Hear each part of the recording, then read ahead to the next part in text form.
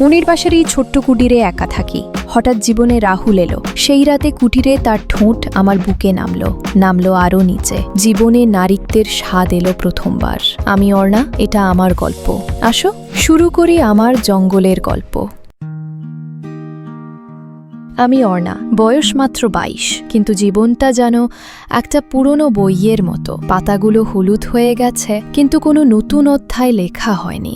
বাবা মা তারা চলে গেছে অনেক আগে, একটা দুর্ঘটনায়, যখন আমি ছোট ছিলাম। সেই থেকে বনের পাশে গ্রামের এই শেষ ছোট্ট কুটিরে আমি একা একা থাকি। শহরের লোকেরা বলে দূরে চলে যাওয়া মানে পালিয়ে যাওয়া, কিন্তু আমার কাছে এটা শান্তির আশ্রয়। সকালে বনের পথে হাঁটি, পাখির ডাকে জাগি, বিকেলে নদীর ধারে বসে ঢেউ গুনি, কিন্তু রাতগুলো, সেগুলো সবচেয়ে কঠিন।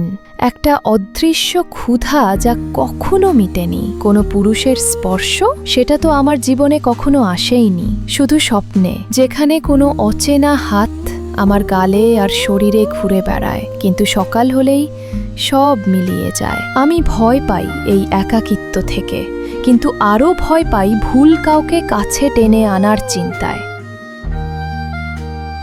সেই দিনটা ছিল বর্ষার শুরু। আকাশটা ধূসর, বাতাসে ভেজা মাটির গন্ধ।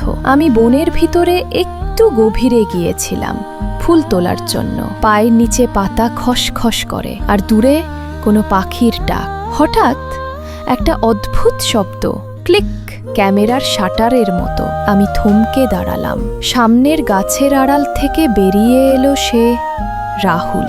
লম্বা, শক্ত গড়নের, চুলগুলো বাতাসে এলোমেলো, কাঁধে একটা ক্যামেরা ঝুলছে। তার চোখ দুটো গভীর, যেন বনের রহস্য ধরে রেখেছে। সরি, সে হাসল। পাখির ছবি তুলছিলাম, কিন্তু তুমি যেন একটা পাখি মতোই হঠাৎ উড়ে এসেছো। আমার হৃদয়টা ধক করে উঠল। কোনো পুরুষের সাথে এমন কথা বলিনি কখনো। আমি লজ্জায় মাথা নিচু করে ফেললাম, কিন্তু সে এগিয়ে এলো। আমি রাহুল, শহর থেকে এসেছি পাখির ছবি তুলতে। এই বনটা আমার স্বর্গ। তুমি? তার কণ্ঠস্বরটা নরম, যেন বাতাসের মতো। আমি বললাম, অর্ণা, এখানেই থাকি। সেটা ছিল আমাদের প্রথম পরিচয়। সে আমাকে তার ক্যামেরায় বনের ছবি দেখালো, রঙিন পাখি, সবুজ পাতা। আমি কাছে গিয়ে দেখলাম তার হাত আমার কাঁধের কাছে ঘেঁষে গেল। সেই প্রথম স্পর্শ, হালকা, কিন্তু যেন বিদ্যুতের ঝাঁকুনি। আমার শরীরটা কাঁপল, গাল গরম হয়ে গেল। তুমি সুন্দর, সে ফিসফিস করে বলল। আমি পালাতে চাইলাম, কিন্তু পা দুটো জড়িয়ে গেল। পরের দিনগুলো যেন স্বপ্ন। রাহুল পাখির ছবি তুলতে প্রতিদিন আসতো বনে, কিন্তু আমি জানি সে আসলে আসতো আমার জন্য। আমরা একসাথে হাঁটতাম, গল্প করতাম। সে বলতো তার শহরের জীবনের কথা, ক্যামেরার লেন্স দিয়ে দুনিয়া দেখা, কিন্তু কখনো এমন শান্তি পায়নি। আমি বলতাম আমার একাকিত্বের কথা, বাবা মার অভাব যা আমাকে একটা ফাঁপড়ে বন্দি করে রেখেছে। তুমি একা নও আর, সে বলতো, আর তার হাত আমার হাতে জড়িয়ে যেত। প্রথমবার সেই স্পর্শ অনুভব করলাম। তার আঙুলগুলো আমার তালুর সাথে মিশে গেল, উষ্ণ, শক্ত। আমার শরীরে একটা অদ্ভুত অনুভূতি জাগলো, যেন শরীরের ভিতরে একটা আগুন জ্বলে উঠল। রাতে বিছানায় শুয়ে সেই স্পর্শের কথা ভাবতাম, হাতটা নিজের গালে রাখতাম, কিন্তু সেটা যথেষ্ট ছিল না। আমি চাইতাম আরও, যা আমার জীবনে কখনো হয়নি।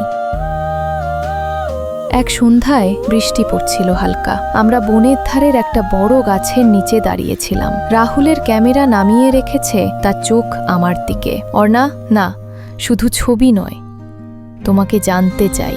সে কাছে এলো, তার শরীর আমার শরীরের সাথে ঘেঁষা। আমার হার্টবিট দ্রুত চলছে, শ্বাস ভারী। তার হাত আমার কোমরে রাখল, আস্তে আস্তে টেনে নিল কাছে। প্রথমবার তার ঠোঁট আমার ঠোঁটে স্পর্শ করল, নরম, ভেজা বৃষ্টির মতো। আমি কাঁপছি থরথর করে, কিন্তু পিছিয়ে যাইনি। চুম্বনটা আরও গভীর হলো, গভীর থেকে আরও গভীর। আমার অজান্তেই আমার হাত তার মাথার পিছে চুলে গিয়ে শক্ত করে ধরল। তার শরীরের গন্ধ, সাথে মাটি আর বৃষ্টির মিশেল আমাকে যেন পাগল করে তুলল। সে আমাকে আমার কুটিরে নিয়ে এলো সেই রাতে। দরজা বন্ধ হওয়ার সাথে সাথে তার হাত আমার শাড়ির আঁচলে গেল। অর্ণা, তুমি প্রস্তুত? সে জিজ্ঞেস করল, চোখে আকুলতা। আমি লজ্জায় চোখ বন্ধ করে ফেললাম। আমার শরীরের ঝড় সে নিশ্চয় ঠিকই বুঝে নিয়েছিল।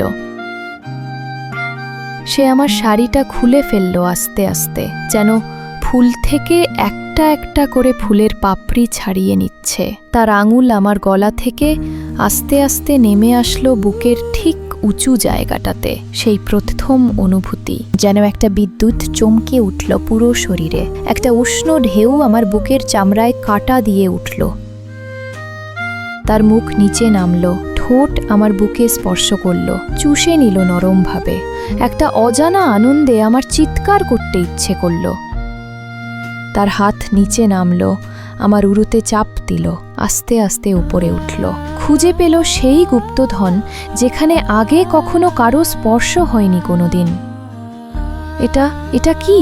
আমি ফিসফিস করলাম। সে হাসল, এটা ভালোবাসা অর্ণা, তোমার প্রথম, আমারও তাই। তারপর সে নিজেকে আমার সাথে মিশিয়ে দিল। আস্তে আস্তে আমরা এক হয়ে গেলাম। বনের শব্দ মিশে গেল আমাদের নিঃশ্বাসে। রাতটা যেন থেমে গেল। সেই রাতে আমার একাকিত্ব মিলিয়ে গেল। শরীর আর আত্মা দুটোই পূর্ণ হয়ে উঠল। দিনগুলো কাটতে লাগলো চরম আনন্দে। রাহুল আর ফিরে গেল না শহরে। ল্যাপটপে কি যেন সব কাজ করত। তোলা ছবিও নাকি বিক্রি করত, আর আমার সাথে শুধু প্রেম করত।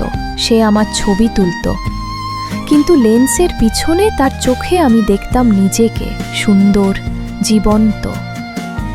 শেষে একটা সাধারণ দিনে খুব সাধারণভাবে আমরা বিয়ে করলাম। কোনো বড় আয়োজন নয়, শুধু বোনের সামনে একটা ছোট্ট অনুষ্ঠান। তার হাত আমার হাতে জড়িয়ে আমি বললাম, এবার আমি আর একা নই। সে বলল, কখনো নও। এখন আমরা কুটিরে একসাথে থাকি, বনের ছায়ায়। প্রতি রাতে তার স্পর্শে আমি নতুন করে জন্মাই আর নতুন করে মরি।